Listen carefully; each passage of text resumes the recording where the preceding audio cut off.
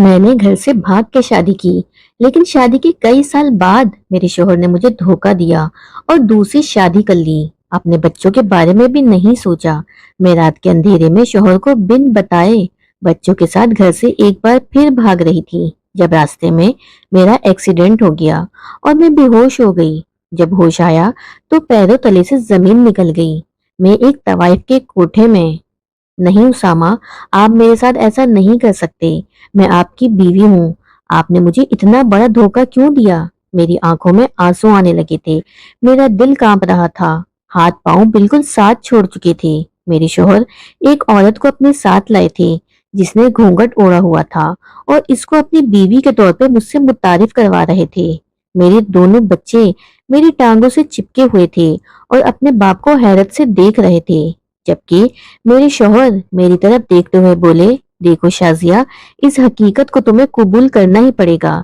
میں شادی کر چکا ہوں اور اب مجھے کوئی بات نہیں سننی۔ اگر تمہیں میرے گھر میں رہنا ہے تو خاموشی سے رہو، ورنہ اس گھر کے دروازے کھلے ہوئے ہیں، میں اپنے بچوں کو پال سکتا ہوں۔ جبکہ یہ بات سن کے میرا پورا وجود زلزلوں کی زد میں آ گیا تھا۔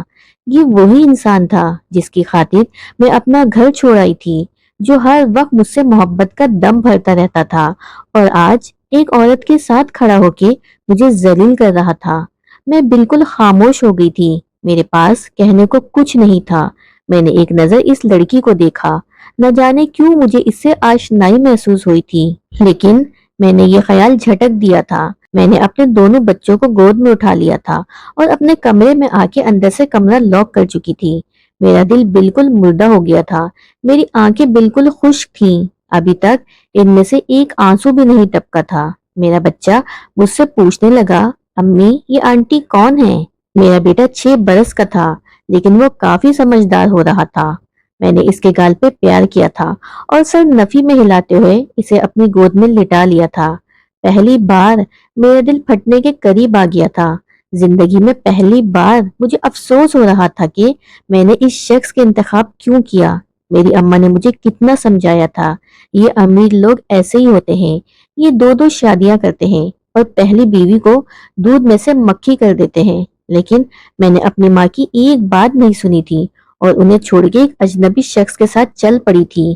میری شادی کو 9 سال ہو گئے تھے اور ان 9 سالوں میں مجھے جتنی محبت اپنے شوہر سے ہوئی تھی وہ میں لفظوں میں بیان نہیں کر سکتی تھی۔ یہی عالم ان کا بھی تھا، وہ میرے نام کا دم بھرتے تھے۔ یہ کہنا غلط نہیں ہوگا کہ ان کی صبح ہی میرے نام سے ہوتی تھی اور میرے نام پہ ختم ہوتی تھی، لیکن اچانک جو انہوں نے میرے ساتھ کیا تھا وہ مجھے مکمل طور پہ برباد کر گیا تھا۔ میں بالکل چپ چاپ بیٹھی ہوئی تھی کہ اچانک ہی میرا دروازہ ناک ہوا تھا۔ وہ غمگین آواز میں بولے، شازیہ دروازہ کھولو، مجھے اپنے کپڑے لینے ہیں۔ میں نے ضبط سے آنکھیں بیچی تھی، یہ شخص میرے سامنے کیوں آنا چاہتا تھا؟ حالانکہ میں اس سے دور بھاگنا چاہتی تھی، لیکن مجھے دکھی دل کے ساتھ دروازہ کھولنا پڑا تھا۔ ان کو دیکھ کے میرا دل بالکل مردار ہو گیا تھا۔ وہ مجھے ہٹاتے ہوئے الماری کی طرف بڑھے تھے اور سفید شلوار قمیص نکالنے لگے تھے۔ میں نے اچانک ہی اپنے شوہر کا ہاتھ پکڑ لیا تھا اور ان کی آنکھوں میں دیکھتے ہوئے بولی، یہ سب کر کے آپ کو کیا حاصل ہوا؟ میں آپ کی بیوی تھی، آپ نے کیوں دوسری شادی کی؟ آخر کو میں نے آپ کو کسی چیز سے منع کیا تھا اور مجھ میں کیا کمی تھی؟ بتائیں نا۔ آپ کے بچوں کی کفالت اپنی جان سے بڑھ کے کرتی تھی، آپ کی خدمت میں اپنی زندگی نچھاور کر دی تھی، لیکن آپ نے میرے لیے کیا کیا؟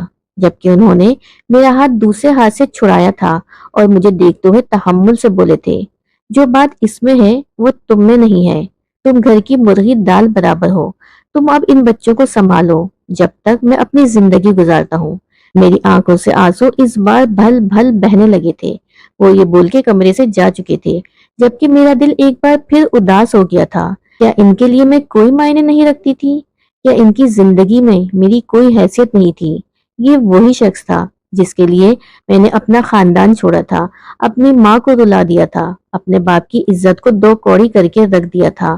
آج مجھے احساس ہو رہا تھا کہ اس محبت نے آخر مجھے دیا ہی کیا تھا۔ میں وہیں زمین پہ بیٹھتی چلی گئی تھی، میری سسکیاں پورے کمرے میں گونج رہی تھی۔ کیا محبت کرنے والے شوہر ایسے ہوتے ہیں؟ کئی سوال میرے دماغ میں گردش کرتے جا رہے تھے۔ تھک ہار کے میں نے اپنا سر کو سجدے کی حالت میں گرا دیا۔ کافی دیر تک میں اللہ تعالیٰ سے شکوہ کرتی رہی، اس کے بعد وہیں پڑے بے ہوش ہو گئی تھی۔ میں پورا دن کمرے میں ہی بن رہی تھی۔ نظمہ نے آ کے بچوں کو کھانا دیا تھا، مجھے کئی بار کہا تھا کہ آپ بھی کھانا کھا لیں، کب تک اسی طرح بھوکی رہیں گی، بیمار پڑ جائیں گی، لیکن میں نے انکار کر دیا تھا۔ مجھ میں اتنی ہمت نہیں بچی تھی کہ میں اپنے حلق سے نوالا نیچے اتارتی۔ رات کے 10 بجے میرے شوہر کمرے میں داخل ہوئے۔ میں اپنی چھوٹی بیٹی کو اپنے سینے سے لگا کے لیٹی ہوئی تھی۔ وہ مجھے دیکھتے ہوئے بولے، شازیہ مجھے چائے پینی ہے، تم جانتی ہو رات کی چائے مجھے تمہارے ہاتھ کی پسند ہے، جب تک چائے نہ پی لوں مجھے نیند نہیں آتی۔ میں نے ایک نظر اپنے شوہر کو دیکھا تھا اور خاموشی سے کروٹ بدل لی تھی۔ مطلب صاف تھا کہ میں تم جیسے شخص سے بات کرنا مناسب نہیں سمجھتی۔ میرا یہ کہنے کی دیر تھی کہ اس نے اچانک میرا بازو پکڑ کے مجھے اپنی طرف کیا اور مجھے دیکھتے ہوئے بولا تھا، میں نے کہا مجھے چائے پینی ہے، ورنہ مجھ سے برا کوئی نہیں ہوگا۔ تمہیں یہ ڈرامے بازی کرنی ہے تو اپنے ماں کے گھر چلی جاؤ، میرے گھر میں یہ فالتو کی حرکتیں کرنے کی تمہیں ضرورت نہیں ہے۔ اٹھو اور جا کے چائے بناؤ۔ میری آنکھوں میں آنسو آ گئے تھے۔ یہ شخص اتنا بے حس کیوں تھا؟ کیا اس میں ذرا سی بھی انسانیت نہیں تھی؟ میں نے اپنی بیٹی کو ایک طرف لیٹا دیا تھا اور کمرے سے باہر نکل گئی۔ میں اپنے آنسو پیتی کچن میں پہنچ گئی تھی اور چائے کا پانی چڑھا دیا تھا۔ مجھے کچھ سمجھ نہیں آ رہا تھا یہ بیٹھے بٹھائے میرے ساتھ کیا ہو گیا تھا۔ ساری رات میں نے کانٹوں پہ بسر کی، نہ جانے رات کے کس پہر میری آنکھ لگ گئی۔ جب صبح میری آنکھ کھلی تو فجر کی اذان کی آواز آ رہی تھی اور مجھے ایسا لگ رہا تھا کہ میں نے کوئی بہت برا خواب دیکھ لیا تھا، لیکن جب میں نے ہوش کیا تو مجھے یاد آنے لگا یہ خواب نہیں، یہ تو حقیقت تھی، اور آج وہ اپنی دوسری بیوی گھر لے کے آئے تھے۔ اور یہ سوچ کے میں ایک بار پھر سے رو پڑی تھی کہ اچانک ایک مہربان لمس مجھے اپنے کندھے پہ محسوس ہوا۔ میرے رونگٹے کھڑے ہو گئے تھے۔ میں بے ساختہ مڑ کے پیچھے دیکھا تو میری سانس رکنے کے قریب تھی۔ جو سامنے کھڑی تھی اس کو دیکھ کے میری آنکھیں بالکل پتھر ہو گئی تھی۔ میں فوراً ہی نفی میں سر ہلاتے ہوئے 2 قدم پیچھے ہوئی تھی۔ نہیں، یہ حقیقت نہیں ہو سکتی، میں خواب دیکھ رہی ہوں۔ میں مسلسل ایک ہی بات کو دہرا رہی تھی کہ اچانک ہی سامنے کھڑی ہوئی میری سوتن نے مجھے جھنجھوڑ ڈالا تھا۔ ہوش کرو شازیہ، یہ حقیقت ہے اور تمہیں اس حقیقت کو ہر حال میں قبول کرنا ہی پڑے گا۔ جبکہ میں اس بار روتے ہوئے زمین پہ بیٹھ گئی تھی۔ نہیں، ایسا نہیں ہو سکتا، میرے شوہر مجھے اتنا بڑا دھوکہ نہیں دے سکتے۔ جبکہ وہ میرے قریب 2 زانوں بیٹھی اور میرے چہرے کو اپنے ہاتھوں میں تھامتے ہوئے بولی، شازیہ میں جانتی ہوں تمہارے ساتھ بہت غلط ہوا ہے، نہ تمہیں اسامہ نے اس بارے میں کچھ خبر کی اور نہ ہی میں نے، اس کے لیے میں تم سے معافی چاہتی ہوں، لیکن دیکھو اب یہی حقیقت ہے، تمہیں اس کو قبول کرنا ہوگا۔ تم رو رو کے اپنے آپ کو ہلکان کر رہی ہو، تمہارے 2 بچے ہیں، تمہیں ان کی بھی دیکھ بھال کرنی ہے، اس طرح مت کرو، میری طبیعت خراب ہو جائے گی۔ وہ مجھ سے ہمدردی جتا رہی تھی، جبکہ میں پھٹی پھٹی نگاہوں سے اس کے وجود کو دیکھ رہی تھی۔ مجھے یقین نہیں آ رہا تھا یہ باتیں وہ کیسے کر سکتی ہے۔ ایک دم میری آنکھوں میں خون اترنے لگا تھا، جسم میں ایسا احتشال پیدا ہو گیا تھا کہ میرا ہاتھ بے ساختہ ہوا میں اٹھا اور اس کے بعد میں نے اس کا چہرہ تھپڑوں سے لال کر دیا تھا اور غصے سے پھنکار رہی تھی۔ شرم نہیں آئی ایسی باتیں کرتے ہوئے؟ تو عورت نہیں ڈائن ہے۔ نہیں، تو ڈائن بھی نہیں ہے، اس سے بھی بدتر ہے۔ ڈائن تو پھر بھی 7 گھر چھوڑ کے وار کرتی ہے، تو نے اپنی دوست کا گھر ہی برباد کر دیا۔ میرے سامنے کھڑی وہ لڑکی کوئی اور نہیں، میری بچپن کی ساتھی، میری سب سے بہترین دوست تھی۔ ہم دونوں کی شور کی آواز سے میرے شوہر کمرے سے باہر آ گئے تھے۔ وہ خود کے بچاؤ کے لیے چیخ رہی تھی، جبکہ میرا بس نہیں چل رہا تھا کہ میں اس کا قتل ابھی کے ابھی کر دوں۔ جو اس نے کیا تھا وہ معافی کے قابل نہیں تھا۔ میں ایک اور زناٹے دار تھپڑ اس کے منہ پہ لگاتی، اس سے پہلے ہی میرے شوہر ہم دونوں کے بیچ میں حائل ہو گئے تھے اور مجھے جھنجھوڑتے ہوئے بولے، شازیہ ہوش کرو، فضول کا تماشا مت لگاؤ، تم نے پورے گھر کو جگا دیا ہے، بچے بھی اٹھ کے رو رہے ہیں، جاؤ اور انہیں چپ کرواؤ۔ وہ یہ بول کے کمرے سے جا چکے تھے۔ یہ وہی دوست تھی جو مجھے بہن کہتے نہیں تھکتی تھی اور آج میری سوتن بنی میرے سامنے کھڑی تھی۔ ایسے کیسے ہو سکتا تھا؟ میں اس حقیقت کو بالکل قبول نہیں کر سکتی تھی۔ میں 2 قدم ہی چلی تھی کہ لڑکھڑا کے زمین بوس ہو گئی تھی۔ میری آنکھوں کے سامنے اندھیرا چھا چکا تھا۔ جب میری آنکھ کھلی تو میرے قریب ہما اور میرا شوہر کھڑے ہوئے مجھے دیکھ رہے تھے۔ میں نے مردہ نگاہوں سے اپنے شوہر، اپنی دوست کو دیکھا تھا اور ایک بار پھر تکلیف سے آنکھیں میچ لی تھیں۔ یہ لمحہ کافی اذیت ناک تھا۔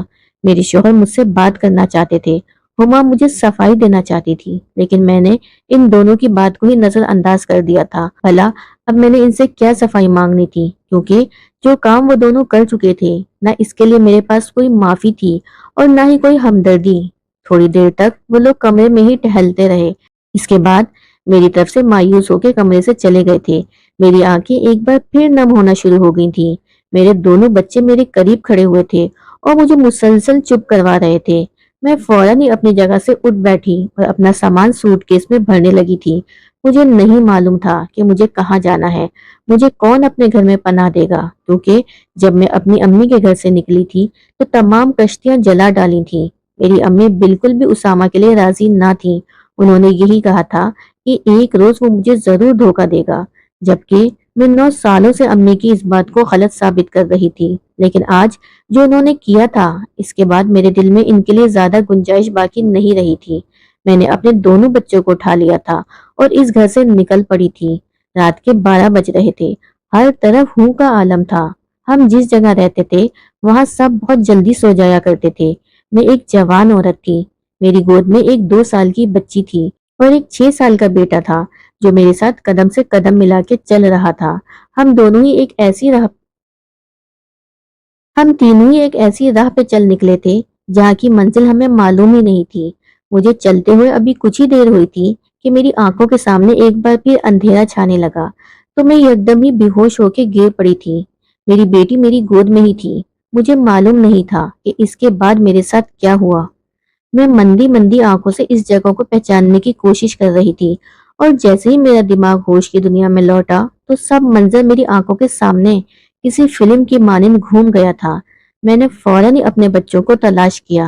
میری بیٹی میرے برابر میں ہی نیند کی وادیوں میں کھوئی ہوئی تھی۔ اس کے سر پہ چوٹ لگی ہوئی تھی، یقیناً گرنے کے باعث اس کے سر پہ چوٹ آئی تھی، جبکہ میرا بیٹا بھی میری دوسری طرف نیند کی وادیوں میں کھویا ہوا تھا۔ میں نے دونوں کے سر پہ پیار کیا اور کمرے پہ ایک تائرانہ نظر ڈالی۔ وہاں پہ ایک عجیب سا شور تھا۔ میں اپنی جگہ سے کھڑی ہو کے پورے کمرے کا جائزہ لے رہی تھی۔ میری نگاہ کھڑکی کی طرف گئی۔ میں وہاں پہنچی تو سامنے کا منظر دیکھ کے میرے اوسان قطع ہو گئے تھے، کیونکہ سامنے کئی مرد قطار میں بیٹھے ہوئے تھے اور ان کے سامنے عورتیں پاؤں میں گھنگرو باندھے طبلے کی تھال پہ ناچ رہی تھی۔ میں کہاں تھی میں نہیں جانتی تھی۔ میں بے چین ہو گئی تھی۔ میں خاموشی سے بستر پہ بیٹھ گئی تھی۔ میں بس اپنے رب سے اپنے بچوں کی حفاظت کی دعا مانگ رہی تھی۔ میرا دل بہت کچھ غلط ہونے کا اندیشہ دے رہا تھا۔ تھوڑی دیر میں ایک عورت کمرے میں داخل ہوئی۔ میں نے اس کو اجنبی نگاہ سے دیکھا تھا۔ اس نے ہاتھ میں کھانے کی ٹرے پکڑی ہوئی تھی۔ وہ مجھے دیکھتے ہوئے بولی، اٹھ گئی تم؟ کافی دیر سے تمہیں اٹھانے کی کوشش کر رہے تھے۔ تمہارے بچے روتے روتے سو گئے۔ تمہاری چھوٹی والی تو کسی کے قابو میں ہی نہیں آ رہی تھی۔ خیر چھوڑو، کھانا کھا لو، تارا بائی نے بھیجا ہے۔ جبکہ مجھے صاف سونگ چکا تھا۔ میں اس سے سوال کرنا چاہتی تھی کہ یہ کون سی جگہ ہے، میں یہاں کیسے آئی ہوں، آپ لوگ کون ہیں، لیکن میرے لبوں پہ تو جیسے تالا لگ گیا تھا۔ نہ جانے ایسی کون سی طاقت تھی جو مجھے بولنے سے روک رہی تھی۔ میرے آگے کھانے کی ٹرے رکھ کے وہ چلی گئی تھی اور میں اس سے کچھ بھی پوچھ نہیں پائی تھی۔ صبح کا یہ وقت ہو گیا تھا۔ میں نے کھانے کا ایک نوالا بھی منہ میں نہیں ڈالا تھا، اس لیے سب چیزوں کو نظر انداز کیا اور سب سے پہلے میں نے کھانا کھانے کو ترجیح دی تھی۔ کھانا کھانے کے بعد میں اپنے بچوں کے قریب ہی لیٹ گئی تھی۔ پھر ایک بار پھر اپنے شوہر کی دغا بازی یاد کر کے میں رو پڑی تھی۔ اسے ایسا نہیں کرنا چاہیے تھا۔ کاش یہ سب کچھ کوئی خواب ہوتا۔ میں مسلسل ایک ہی بات سوچے جا رہی تھی کہ کب مجھے نیند آ گئی۔ مجھے کچھ علم ہی نہیں تھا۔ اگلی صبح میرے لیے بالکل بھی روشن ثابت نہیں ہوئی تھی۔ میری آنکھ شور کی آواز سے کھلی تھی۔ میں نے اٹھ کے سب سے پہلے اپنے بچوں کو ڈھونڈا تھا اور وہ دونوں ابھی تک سو رہے تھے۔ میں نے ان دونوں کو ایک نظر دیکھا تھا اور کچھ سوچتے ہوئے کمرے سے باہر آ گئی تھی۔ میرا دل عجیب سی کیفیت کا شکار ہو رہا تھا۔ میں اب ان لوگوں سے پوچھنا چاہتی تھی کہ آپ لوگ مجھے یہاں کیوں لائے ہیں۔ میں اتنا تو جان ہی چکی تھی کہ یہ کوئی صحیح جگہ نہیں ہے۔ مجھے اپنے بچوں کے ساتھ یہاں نہیں رہنا چاہیے۔ میں کمرے سے جیسے ہی باہر آئی تو تخت پہ بیٹھی ایک عمر دراز عورت مجھے دیکھتے ہوئے بولی، زہے نصیب، ہمیں تو لگا تھا کہ تم ہمیں اپنی خوبصورتی دیکھنے کا شرف بھی نہیں بخشو گی۔ اس کا انداز کافی عجیب تھا۔ میرے ماتھے پہ شکن پڑ گئے تھے۔ میں قدم قدم اٹھاتی ان کے قریب چلی گئی اور ان کی آنکھوں میں جھانکتے ہوئے سوال کر چکی تھی، یہ سب کیا ہے اور آپ لوگ کون ہیں اور مجھے یہاں کیوں لایا گیا ہے؟ میرے ان سوالوں سے پورے ہال میں خاموشی چھا گئی تھی۔ وہ عورت مجھے ٹک ٹک دیکھ رہی تھی۔ اس کا دیکھنا مجھے گھبراہٹ میں مبتلا کر رہا تھا۔ میرے ماتھے پہ ننھے ننھے پسینے چمکنے لگے تھے۔ اس نے میرے سوالوں کے جواب دینے کے بجائے مجھ سے ہی سوال کر ڈالا تھا کہ تمہارا نام کیا ہے اور تم کون ہو؟ میں نے ایک گہری سانس ہوا کے سپرد کی اور اس عورت کو دیکھتے ہوئے بولی، میرا نام شازیہ ہے اور میں اپنے گھر سے اپنے بچوں کے ساتھ باہر نکلی تھی، لیکن چکر آنے کے بعد میں وہیں گر پڑی تھی اور جب میری آنکھ کھلی تو میں یہاں موجود تھی۔ رات کافی ہو رہی تھی، اسی لیے میں نے باہر آنا مناسب نہیں سمجھا تھا، اور جس نوعیت کی یہ محفل چل رہی ہے میرا دل نہیں کیا تھا۔ میں آپ سے بس اتنا پوچھنا چاہتی ہوں کہ آپ مجھے یہاں کیوں لائی ہیں اور آپ لوگ کون ہیں؟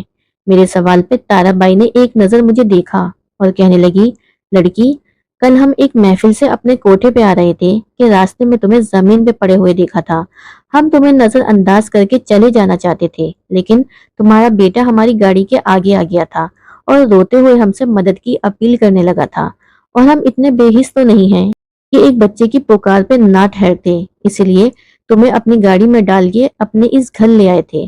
خیر، اگر اب تم یہاں سے جانا چاہتی ہو تو تمہارے لیے دروازے کھلے ہوئے ہیں۔ تم دیکھنے میں کافی شریف لگتی ہو، یہ جگہ تمہارے لیے نہیں ہے، اور ویسے بھی بہتر ہوگا کہ تم یہاں سے چلی جاؤ کیونکہ تمہاری ایک چھوٹی بچی بھی ہے۔ اس کا انداز ممتا سے لبریز تھا۔ اس کا لہجہ سن کے میری آنکھیں بھر آئی تھیں۔ نہ جانے مجھے کیا ہوا تھا کہ میں بھاگتے ہوئے اس کے قدموں میں بیٹھ گئی تھی اور زاروں قطار رونے لگی تھی۔ وہ عورت حیران ہونے کے بجائے میرے سر پہ دھیرے دھیرے ہاتھ پھیرنے لگی تھی۔ میں ہچکیوں سے رو رہی تھی۔ اس عورت کی آغوش میں مجھے سکون میسر آ رہا تھا۔ تھوڑی دیر بعد جب میں نے سر اٹھا کے اس کی طرف دیکھا تو وہ مجھے دھیمے لہجے میں بولی، میری بچی، کیا ہوا ہے تمہارے ساتھ؟ سب خیریت ہے؟ آخر تم اتنی رات کو اپنے گھر سے کیوں نکلی؟ اور میں نے پھر دھیرے دھیرے اپنے اوپر بیتی ہوئی تمام داستان ان کو سنا دی، جبکہ وہ مجھے خود سے بڑی نگاہوں سے دیکھ کے پھنکاری، تم عورتوں کا یہی مسئلہ ہوتا ہے، ذرا سا مرد پیار کیا دکھا دے اس کے عشق میں پاگل ہو جاتی ہو، اور پھر جب وہ دھوکہ دیتا ہے تو ایسے ہی روتی پھرتی ہو۔ تو نے ماں کا گھر چھوڑ کے لڑکی بہت بڑی غلطی کی تھی، اس کی سزا ہے جو تو بھگت رہی ہے۔ وہ بول کے چپ ہو گئی تھی اور کچھ دیر بعد میری طرف دیکھتے ہوئے بولی، اگر تم یہاں رکنا چاہتی ہو تو مجھے کوئی مسئلہ نہیں ہے۔ جب تک تمہاری رہائش کا بندوبست نہیں ہو جاتا میرے گھر کے دروازے تمہارے لیے کھلے ہیں، لیکن یہ بات یاد رکھنا، تمہاری بیٹی اور تمہارے لیے یہ جگہ مناسب نہیں ہے۔ یہاں کئی نسل کے مرد آتے ہیں، خدا نخواستہ کسی خلیز مرد کی نگاہ تمہاری بیٹی پہ یا پھر تم پہ پڑ گئی تو بہت مسئلہ ہو سکتا ہے۔ اس عورت کی بات بالکل درست تھی اور میں بھی یہاں نہیں رکنا چاہتی تھی، اسی لیے اپنی جگہ سے کھڑی ہو گئی تھی اور وہاں سے جانے لگی تھی۔